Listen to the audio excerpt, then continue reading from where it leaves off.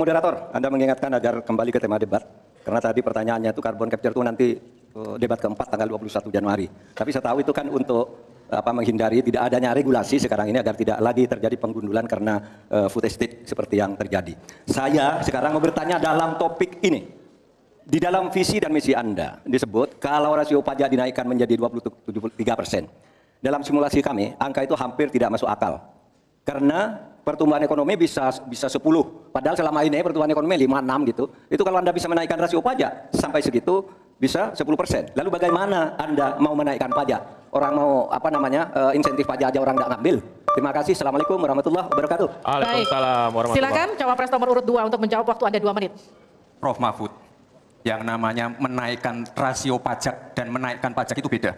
Satu, gimana caranya menaikkan penerimaan pajak atau menaikkan rasio pajak? Saya tadi sudah bilang di segmen sebelumnya, kita akan membentuk badan penerimaan pajak dikomandoi langsung oleh Presiden, sehingga akan mempermudah koordinasi dengan kementerian-kementerian terkait. Itu. Jadi DJP dan Bea Cukai akan dilebur jadi satu, sehingga fokus dalam penerimaan negara saja, tidak akan mengurusi lagi masalah pengeluaran. Lalu, sekali lagi digitalisasi penting.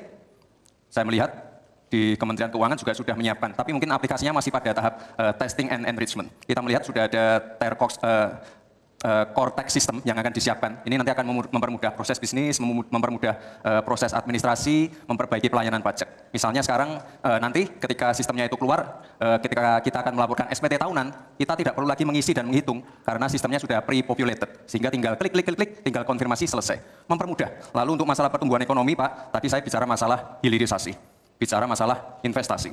Sekali lagi, Pak, tadi saya baru bicara masalah nikel, kita belum bicara masalah tembaga, boksit, timah, tembaga, bioetanol, bioaftur, biodiesel. Oh, kita kalau serius ya Pak ya, kita benar-benar bisa menjadi raja energi dunia Pak. Tapi kita harus serius dan harus fokus dan harus ada keberlanjutan dan penyempurnaan. Matur nuwun Prof Mahfud.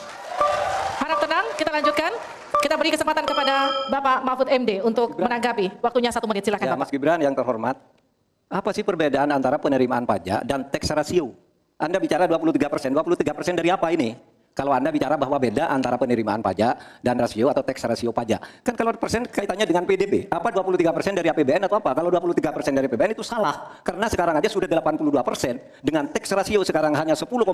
Sumbangan terhadap APBN itu 20%. Saya ingin tanya, 23% itu dari apa? 23% dari PDB atau dari APBN atau apa? Untuk menaikkan pajak. Hati-hati loh. Rakyat itu sensitif kalau pajak dinaikkan. Karena kita sudah berkali-kali nawarkan tax amnesty, juga tidak jelas hasilnya. Kemudian tax pajak itu, insentif pajak sudah ditawarkan oleh pemerintah, tidak ada Pak yang mau, karena diperas-peras juga jadi alat nego di kantor pajak. Nah oleh sebab itu ini harus jelas 23% dari apa, selesai.